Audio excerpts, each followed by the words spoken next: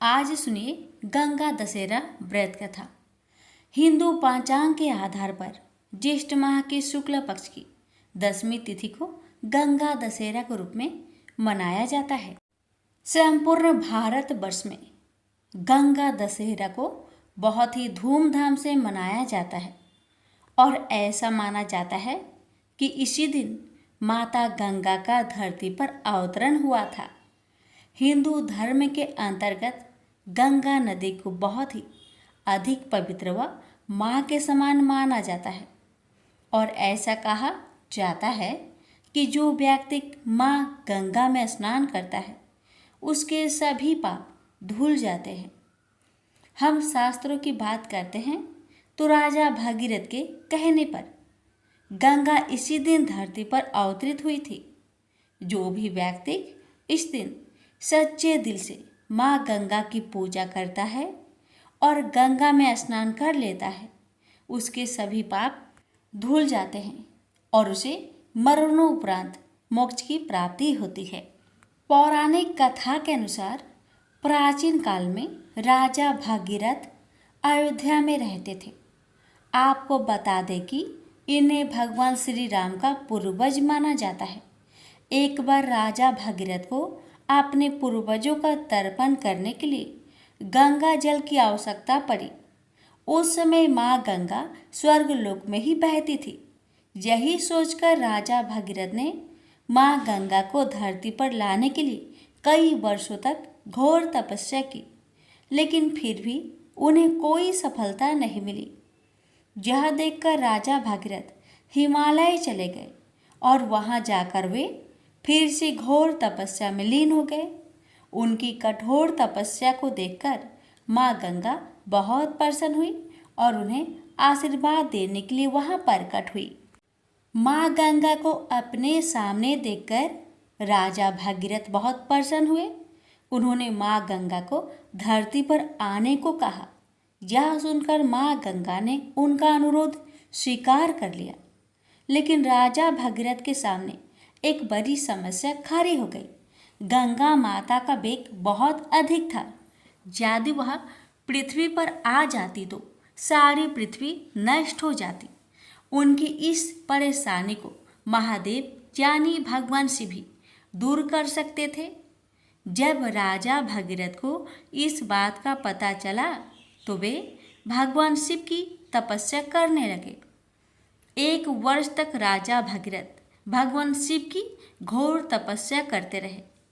कभी पैर के बल खड़े होकर तपस्या करते थे तो कभी बिना खाए। राजा भागीरथ की इस कठोर तपस्या को देखकर भगवान शिव बहुत प्रसन्न हुए और उनके अनुरोध को स्वीकार कर लिया। तब ब्रह्मा जी ने अपने कमंडल से गंगा माता की धारा प्रवाहित कर दी। तब भगवान शिव ने माँ गंगा को अपने बालों में बांध लिया। करीब 32 दिनों तक माँ गंगा शिव जी के केशों में प्रवाहित होती रही। ज्येष्ठ माह के शुक्ला पक्ष की 10वीं के दिन भगवान शिव ने अपनी एक जटा खोली और गंगा माता को धरती पर जाने को कहा। तब राजा भागीरथ ने माँ गंगा के धरती पर आने के लिए हिमालय की दुर्गम पहाड़ियों के बीच से रास्ता बनाया था। जब माँ गंगा पर्वत से मैदान में पहुंची तब राजा भागीरथ ने अपने पूर्वजों को गंगा जल से तर्पण कर उन्हें मोक्ष प्रदान किया।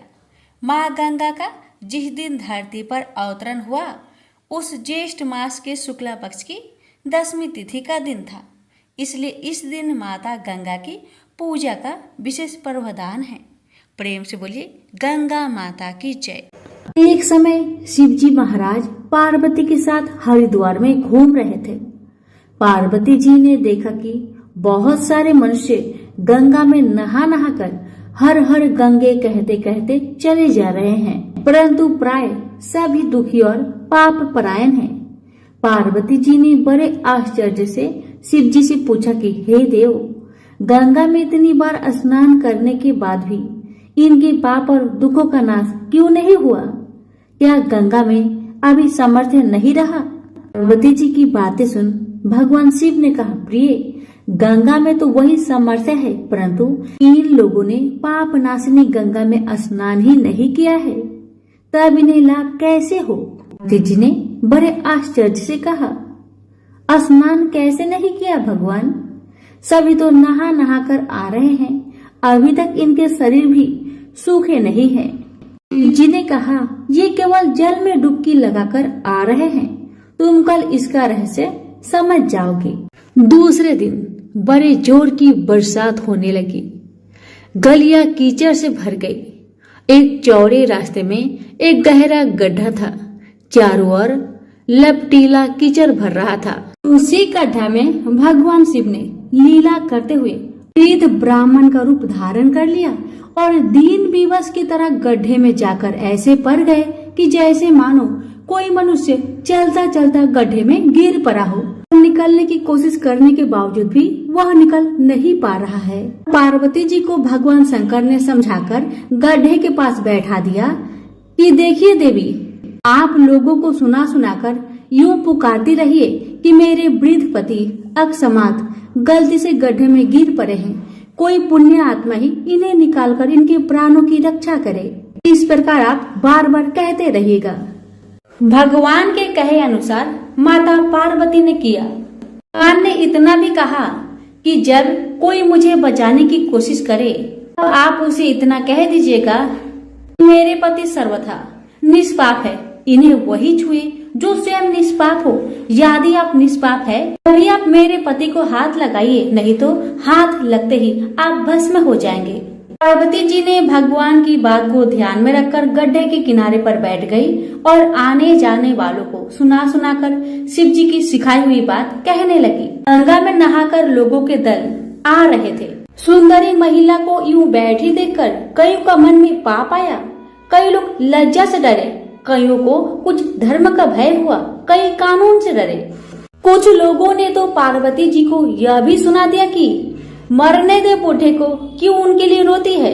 आगे और कुछ दयालु सच्चा चरित्र पुरुष थे। उन्होंने करुणावश युवती के पति को निकालना चाहा, परंतु पार्वती के वचन सुनकर वे भी रुक गए। उन्होंने सोचा कि हम गंगा में नहाकर आए तो हैं, क्या हुआ, पापी तो है ही, कहीं होम करते समय हमारा हाथ ना जल जाए। किसी को भी भेष रूपी शंकर को निकालने का साहस नहीं हुआ।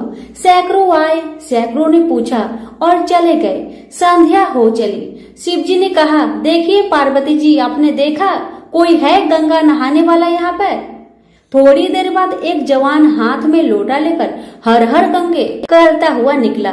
पार्वती ने उसे भी वही बात कही। युवक का हृदय करुणा से भर आया। उसने शिव जी को निकालने की तैयारी की। पार्वती ने रोकर कहा कि भाई, यदि तुम सर्वथा निष्पाप नहीं हो तो मेरे पति को छूते ही जल जाओगे। उस युवक ने उसी समय बिना किसी संकोच के दृढ़ निश्चय के साथ पार्वती जी से कहा, माते, मेरे निष्पाप होने में तुम्हें क्यों संदेह होता है? देखती नहीं, मैं अभी गंगा नहा कर आया हूँ। भला गंगा में गोता लगाने के बाद भी कभी पाप रहते हैं? तेरे पति को मैं निकालता हूँ। युवक ने लपक कर बूढ़े को ऊपर उठा लिया। शिव पार्वती ने उसे अधिकारी समझकर अपना असली रूप प्रकट कर उसे दर्शन देकर कृतार्थ किया। शिव जी ने पार्वती से कहा कि इतने लोगों में से इन एक ने ही गंगा स्नान किया है। इस दृष्टांत के अनुसार जो लोग बिना श्रद्धा और विश्वास के केवल दम के लिए गंगा स्नान करते हैं, उन्हें वास्तविक फल नहीं मिलता। परंतु इसका यह मतलब नहीं है कि गंगा स्नान व्यर्थ जाता है। विश्वास के साथ किए गए गंगा स्नान का मिलता है वास्तविक फल। प्रेम से बोलिए उमापति शंकर भगवान की जय, गंगा माता की जय। विष्णु भगवान की 3 पत्नियां थी, लक्ष्मी, सरस्वती और गंगा। तीनों बड़ी गुणवती और सौम्य हृदय थी, पर तीनों की अलग अलग प्रकृति थी। तीनों भगवान विष्णु के प्रति मन में अनन्य प्रेम रखती थी। स्वयं विष्णु भगवान भी तीनों को अनन्य प्रेम करते थे। भगवान विष्णु ने अपनी तीनों पत्नियों को समान अधिकार प्रदान कर रखा था। तीनों बड़ी स्वतंत्रता के साथ अपने अपने अधिकारों का उपभोग कर रही थी, पर प्रकृति की भिन्नता के कारण सरस्वती के मन में संदेह पैदा हो उठा कि विष्णु मेरी अपेक्षा गंगा को अधिक प्रेम करते हैं। जब संदेह उत्पन्न हो गया तो ईर्ष्या भी पैदा हो उठी। सरस्वती गंगा से जलने लगी। बात बात में उन्हें खरी खोटी सुनाने लगी। गंगा कुछ बोलती नहीं थी, वे चुपचाप सुन लिया करती थी। लक्ष्मी को सरस्वती का व्यवहार अच्छा नहीं लगा। उन्होंने अवसर पाकर सरस्वती से कहा, बहन सरस्वती, तुम जब देखो गंगा को खरी खोटी सुनाती रहती हो। तुम यह अच्छा नहीं कर रही। मेरी बात मानो, गंगा को जली कटी सुनानी बंद कर दो। लक्ष्मी की नेक सलाह सरस्वती को अच्छी नहीं लगी। उनके हृदय में तो ईर्ष्या की आग जल रही थी। उन्होंने सोचा कि लक्ष्मी गंगा का पक्ष ले रही है, अतः उनके हृदय की आग और भी अधिक भड़क उठी। वे क्रोध भरे स्वरों में बोली, लक्ष्मी, तुम गंगा का पक्ष लेकर मेरा अपमान कर रही हो। मैं इसे सहन नहीं कर सकती। मैं तुम्हें श्राप देती हूँ, तुम नदी बनकर धरती पर प्रवाहित हो। लक्ष्मी बड़ी शांत प्रकृति की थी। वे सरस्वती के श्राप को सुनकर भी शीतल बनी रही। उन्होंने न तो श्राप की प्रतिवाद किया और न उनके प्रति मुख से कठोर शब्द ही निकाले। ऐसा लगा जैसे उनके लिए कुछ हुआ ही ना हो। पर गंगा को सरस्वती का श्राप अच्छा नहीं लगा। वे सरस्वती के श्राप सुनकर उत्तेजित हो उठी और क्रोध भरे स्वर में बोली, सरस्वती, तुमने लक्ष्मी को श्राप देकर बड़ा अनुचित कार्य किया है। वे तो तुम्हारे श्राप को सुनकर चुप रही, पर मैं चुप नहीं रह सकती। मैं तुम्हें भी श्राप देती हूँ, तू भी नदी बन जाओ और धरती पर जाकर प्रवाहित हो। यह सुनकर सरस्वती के मन की आग और भी अधिक भड़क उठी। वे क्रोध भरे स्वर में बोली, मैं तो नदी बन जाऊंगी, पर तुम भी कैसे बैकुंठ में रह सकती हो। मैं भी तुम्हें श्राप दे रही हूँ, तुम भी नदी बन जाओ और धरती पर जाकर प्रवाहित हो। इस प्रकार भगवान विष्णु की तीनों पत्नियां कलह और ईर्ष्या के कारण एक दूसरे को श्राप देकर दुख का शिकार बन गई। यह सुनकर भगवान विष्णु को बड़ा दुख हुआ। उन्होंने अपनी पत्नियों से कहा, तुम तीनों ने ईर्ष्या के कारण एक दूसरे को श्राप देकर अच्छा नहीं किया। तुम तीनों ने स्वयं अपने लिए दुख को निमंत्रित किया है। अपने ही हाथों से अपने घर को जलाया है। विष्णु की भर्त्सना से तीनों पत्नियां बड़ी दुखी हुई। वे बड़े दुख प्रकट करते हुए विष्णु से क्षमा याचना करने लगे। विष्णु ने कहा, तुम तीनों ने एक दूसरे को श्राप दिया है। श्राप के अनुसार तुम तीनों को नदी बनना ही पड़ेगा। नदी बनकर धरती पर जाना ही पड़ेगा। यह सुनकर लक्ष्मी का मन दुख से भर गया। उन्हें विष्णु का वियोग एक क्षण को भी सहा नहीं जा रहा था। वे अपने प्राणों को आंसुओं के रूप में बहाती हुई बोली, प्रभु मुझ पर दया कीजिए, मैं एक क्षण भी आपके बिना नहीं रह सकती। कोई ऐसा उपाय बतलाइए जिससे मुझे आपसे अलग ना होना पड़े, धरती पर ना जाना पड़े।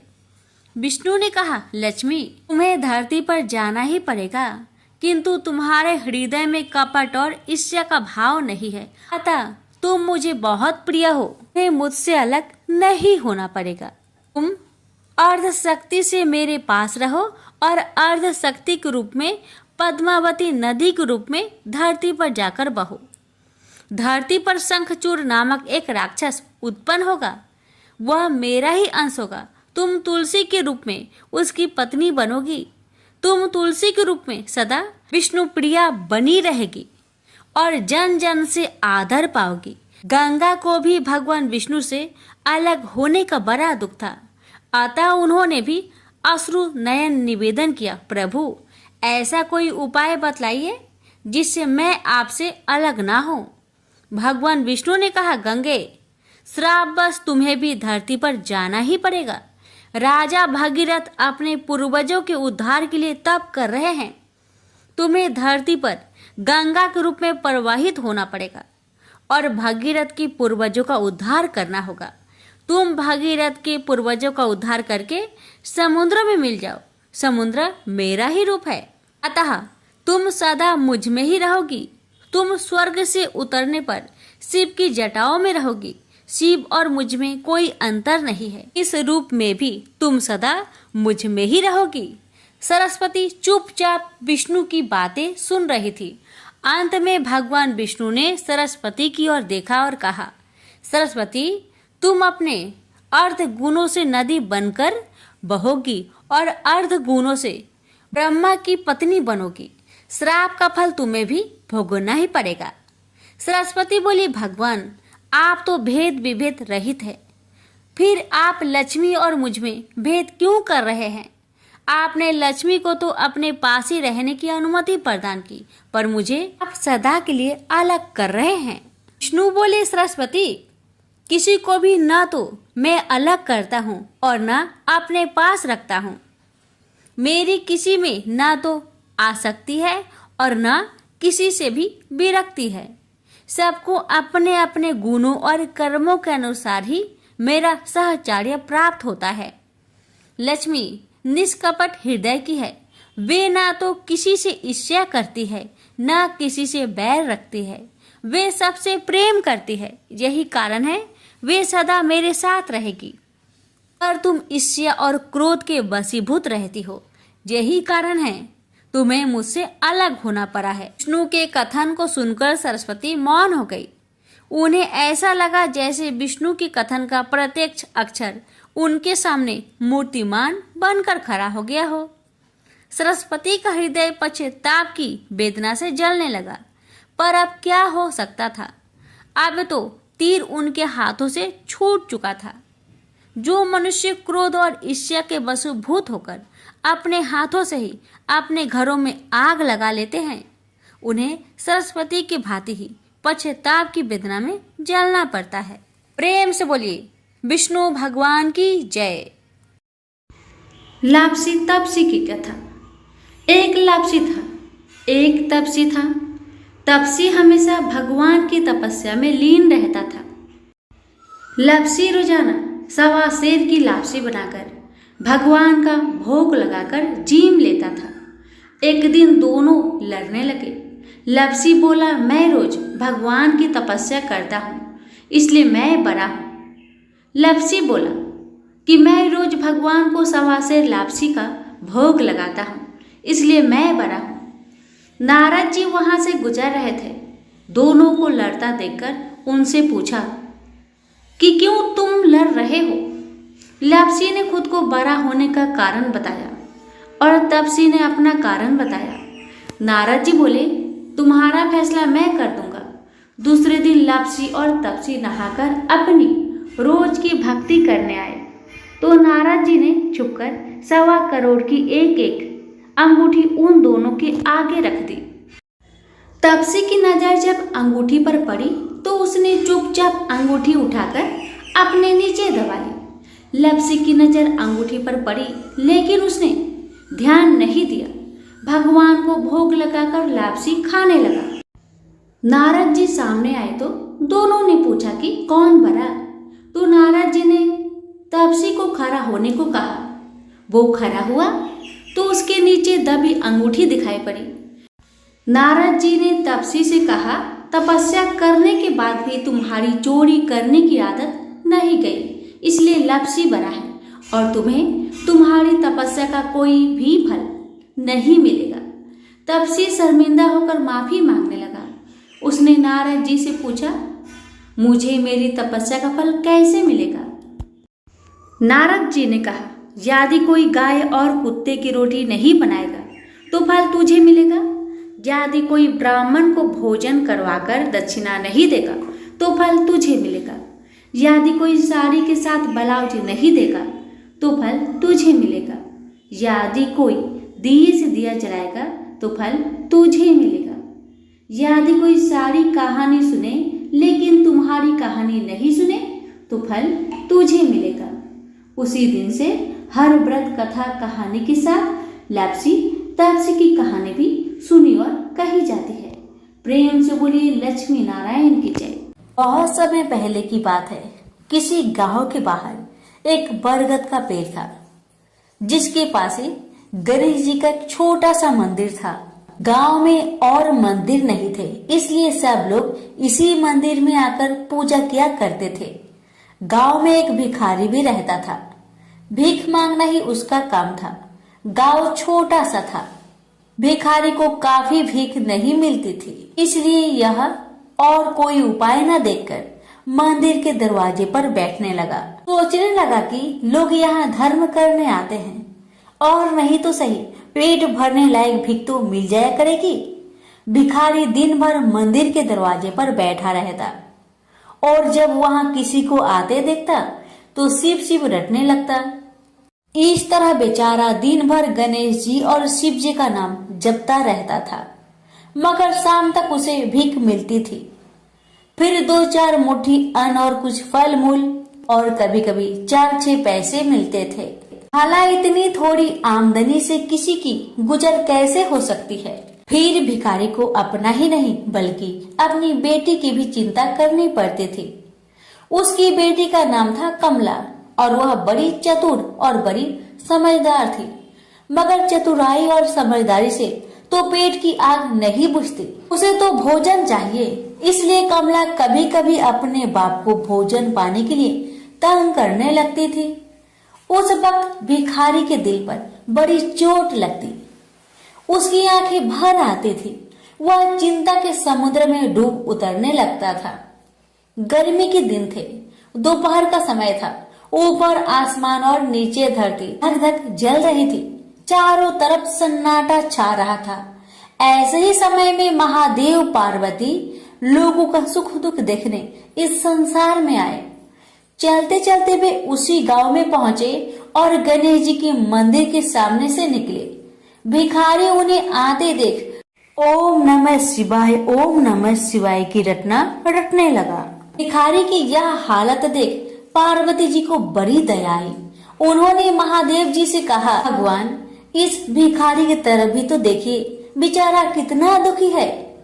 देखिए तो कितने प्रेम से आपका नाम जप रहा है और आप भगवान कितने कठोर है। आपको क्या इस भिखारी पर दया नहीं आई? मैंने सुना था कि लोग बड़े पापी हो गए हैं, वो देवताओं का पूजा नहीं करते, मगर नहीं, आज मुझे मालूम हुआ कि इसमें उनका कोई अपराध नहीं, सब तो देवताओं का अपराध ही है। आप इसी भिखारी को ले लीजिए। बेचारा को आपका नाम लेते लेते बरसों बीत गए, इतने पर भी अभागा पेट भर भोजन तक नहीं पाता। जब देवता ही ऐसे कठोर हो जाएंगे तब कोई काहे उनकी पूजा करेगा। अब महादेव जी को पार्वती जी की बात लग गई। भगवान बोले, देवी आप असल बात क्या है नहीं जानती और आप जान भी नहीं सकती, क्योंकि आपका हृदय ही इतना कोमल है कि मैं कहता हूँ देवी आप जिद ना करें, जो हो रहा है उसे होने दीजिए। देवी ने एक ना सुना तो भगवान ने कहा, ठीक है तो मैं आज इस भिखारी के लिए कुछ बंदोबस्त करा देता हूँ, जिससे इस भिखारी का दुख दूर हो जाएगा। इतना कहकर महादेव जी पार्वती जी के साथ मंदिर में पहुँचे। माता पिता को आते देख गणेश जी उठकर खड़े हो गए। उन्होंने बड़े प्रेम से माता पिता को प्रणाम किया। महादेव जी ने गणेश जी को आशीर्वाद दिया और कहा, देखो बेटा यह भिखारी बरसों से तुम्हारे द्वार पर बैठा है, मेरा नाम जपा करता है, मगर तुमने अब तक इस पर दया क्यों नहीं किया? अब ऐसा कुछ उपाय करो जिससे इस बेचारे का दुख दूर हो जाए। गणेश जी ने हाथ जोड़कर उत्तर दिया, अच्छी बात है पिताजी, 7 दिन के भीतर उसका दुख दूर हो जाएगा, उसे कहीं न कहीं से 2 लाख रुपए मिल जाएंगे। गणेश जी का उत्तर सुनकर महादेव पार्वती आगे को चल गए। इसी समय एक बनिया मंदिर में पूजा करने आया था। वह आड़ में छिपा छिपा महादेव जी और गणेश जी की बातें सुन रहा था। उसने सोचा ये तो बहुत अच्छा मौका है, यदि थोड़ी चतुराई से काम लूं तो सहज ही 2 लाख का मालिक मैं हो सकता हूँ। बस वह बड़ी खुशी से भिखारी के सामने पहुंचा और उसे प्रणाम कर एक तरफ बैठ गया। भिखारी को आज तक किसी ने प्रणाम नहीं किया था, न कोई उसके पास आकर बैठा ही था। बनिए की इस काम से भिखारी ने समझा कि यह बेशक कोई भला मानुष है। वह मन ही मन प्रसन्न हुआ और बनिए से बोला, बाबा आप बहुत दयालु जान पड़ते हैं। कहिए मेरे पास आने की कृपा क्यों कर हुई? आप नहीं जानते मैं गरीब भिखारी हूँ। बनी को तो अपना मतलब गांठना था। मीठेपन से बोला, आप भिखारी है? कौन कहता है कि आप भिखारी है? मुझे अच्छी तरह मालूम है कि आप एक पहुंचे हुए महात्मा हैं और आपके दर्शन से लोगों के पाप दूर हो जाते हैं। मैं भी आपके दर्शन करने चला आया हूँ। मुझे आपसे कुछ पूछना है, यदि आज्ञा दो तो पूछो। भिखारी खुशी से बोला, पूछिए। बलिया बोला, भला दिन भर आपको कितनी भीख मिल जाती है? भिखारी बोला, भाई मिलने की क्यों पूछते हो? यहाँ तो पेट की भी लाले पड़े रहते हैं। रोजाना 2-4 मुट्ठी अन्न मिल जाता है, कभी 2-4 पैसे भी मिल जाते हैं। किसी तरह दिन काट लेता हूँ। बनिया कहने लगा, राम राम, आप जैसे महात्मा और यह कष्ट। इस गांव के आदमी भी क्या आदमी हैं? आपकी थोड़ी सी सहायता नहीं कर सकते? आप कैसे यह कष्ट सह लेते हैं? मुझे तो आप पर बड़ी दया आती है। मेरे जी में आता है कि मैं आपकी कुछ सेवा करूं, पर कहने में डर मालूम होता है। भिखारी बोला, आप मेरी सहायता कर सकते हैं? अब बनिया हंसते हुए बोला, मेरी इतनी हैसियत कहाँ है जो आपकी कुछ सेवा कर सकूं? मगर एक बात है, आज से 7 दिन तक आपको जो कुछ भी मिले वह मुझे दे दीजिए। बदले में आपको मैं 100 रुपया दे दूंगा। 100 रुपये के नाम सुनते ही भिखारी मारे खुशी के उछल पड़ा। उसने सोचा, अगर 100 रुपये मिल जाए तो क्या कहना, यहाँ तो 7 दिन में 7 आने के सामान भी न मिले, तब तो 100 रुपये छोड़ देना सरासर बेवकूफी होगी, पूरा गधापन है। मगर इसी समय उसे लड़की की ख्याल आ गई। उसने सोचा, अगर मैं 100 रुपया लेकर घर पहुंचा और मेरी बिटिया रानी गुस्सा करने लगी तो पहले मैं उसकी सलाह ले लेता हूँ। बस यही विचार में आते ही उसने बनिए को जवाब दिया, आपने मुझ पर बड़ी कृपा की, मगर मैं अभी कुछ नहीं कह सकता। सोच विचार करके कल कहूँगा। जब बनिया चला गया तब भिखारी ने अपनी बिटिया को बुलाया और उससे सब हाल कह सुनाया। चतुर बिटिया कमला ने फौरन समझ गई कि इसमें जरूर कोई बनिए की शैतानी है। उसने पिता से कहा, बनिया बिना फायदे के क्यों 100 रुपये देने चला?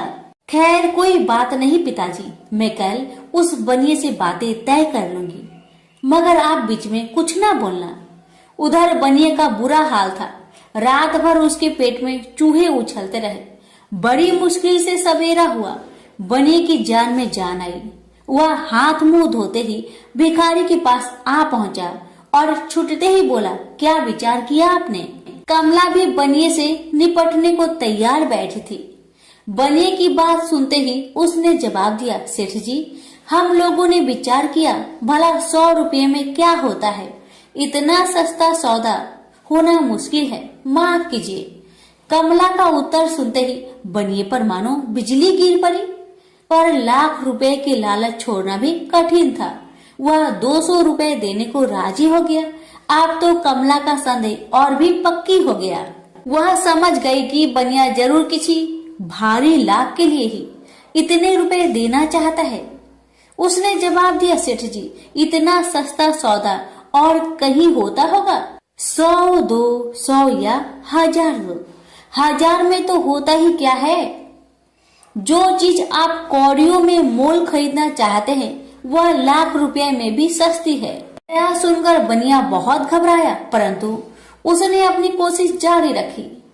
मारे लोभ के वह अंधा हो रहा था। उसको लोभ का भूत सवार हो गया था। उसने 100 दो, 100 से बढ़कर अंत में 50,000 लगा दिए। अब कमला ने सोचा, इतने रुपए थोड़े नहीं होते। अब बिटिया कमला ने सोचा, इतने बड़े रकम को छोड़ना ठीक नहीं है। उसने बनिए से कहा, खैर आप नहीं मानते तो मैं ही आपकी बात मान लेती हूँ, मगर शर्त यह है कि रुपए अभी मिलने चाहिए। ये शर्तें मंजूर करने में बनिए को क्या उजर थी। वह खुशी खुशी घर लौटा। उसने सोचा 50,000 रुपए देकर 1 लाख लेना कुछ बुरा नहीं है। 2 लाख न सही 1.5 लाख मालिक तो बन ही जाऊंगा। आहा, मेरी तकदीर भी कितनी चोखी है। 7 ही दिन में 50,000 का लाभ हो गया। उसने घर आते ही भिखारी के पास 50,000 रुपए भेज दिए। अब बनिया हर रोज भिखारी के पास आता और उसकी दिन भर की भीख घर ले आता। इस तरह 6 दिन बीत गए। अब तो बनिए को बड़ी फिक्र हुई। 7वें दिन हुआ फिर गणेश जी के मंदिर में पहुंचा। उसने देखा कि आज फिर महादेव पार्वती मंदिर में पधारे हैं। बस वह दीवार से कान सटा उनकी बातें सुनने लगा, मगर यह क्या, उसका कान दीवार में चिपक गया। उसने कान छुड़ाने की बहुत कोशिश की पर कान टस-मस न हुआ। तब वह दाहिने हाथ की सहायता से कान छुड़ाने लगा। इतने में हाथ भी दीवार में चिपक गया। इधर महादेव जी ने गणेश जी से पूछा, बेटा इस भिखारी के लिए कुछ इंतजाम हुआ है? गणेश जी बोले, जी हाँ, उसे 50,000 रुपए तो दिलवा दिए हैं, बाकी के लिए बनिए को दीवार से चिपका कर रखा है। यह बनिया बड़ा लोभी कंजूस है। इसने गरीबों से एक एक के 4-4 वसूल कर अपना घर बनाया है। रुपए वसूल करने में इसने गरीबी पर दया नहीं की। उनके बच्चे भूखे मरते रहे पर इसने चौगुने रुपए वसूल करके भी संतोष नहीं किया। इस तरह इसने 1 लाख रुपए से अपनी तिजोरी भर ली है। गरीबों के माल से यह सुख नहीं उठा सकता। अब जब तक यह भिखारी को बाकी 50,000 रुपए न देगा तब तक दीवार से चिपका रहेगा। गणेश जी की बातें सुनकर बनिए ने अपना माथा को पीट लिया। इसकी आंखें में आंसू बरसने लगे। जब उसने घर से 50,000 रुपए मंगवाया और भिखारी को दे दिए तब कहीं दीवार से उसका पीछा छूटा। से बोलिए गणेश भगवान की जय, उमापति शंकर भगवान की जय।